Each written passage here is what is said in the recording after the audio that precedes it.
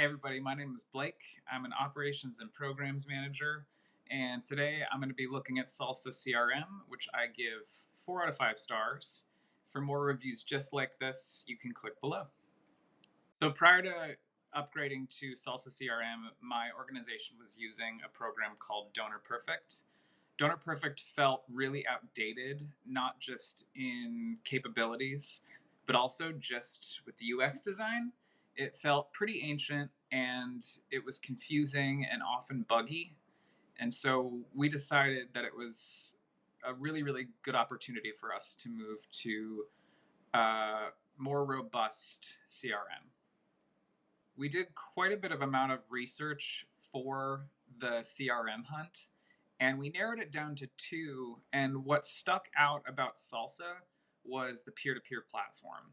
They are integrated to a different Salsa software called Engage, which is more of a marketing driven platform. And together, the two seem to be a really fierce force that could do everything that we needed, from logging constituents, keeping updated on donor retention, making sure that we were checking in with our higher end donors, and getting reminders to do those kinds of things, as well as really simple things like preparing acknowledgments when somebody makes a donation.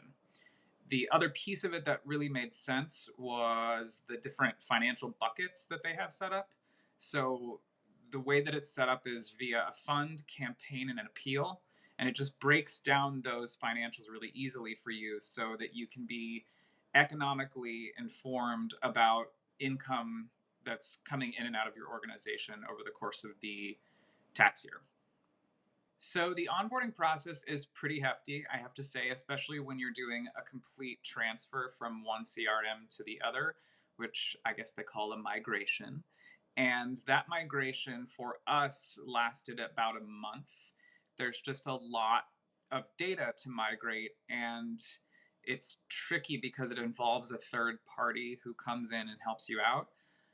It was definitely a difficult process, but once that piece of it was over, getting up into Salsa also took a considerable amount of time, but their training manuals and the way that they've broken up training is pretty comprehensive. I have to say, I rely on those manuals still almost 3 years later. And that's just because there's a lot to learn with the platform. And it's one of those things that I think with any CRM, you're going to be learning on a rolling basis. I would definitely take a look at the size of your organization and make a decision based on that, because Salsa's infrastructure is built for a much larger organization. That was not something that we considered when we were first upgrading to the platform.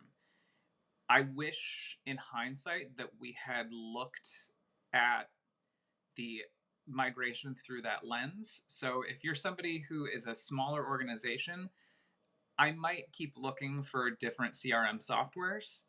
The other thing to keep in mind is Salsa, like any other CRM, can be very buggy just because there's a lot to it.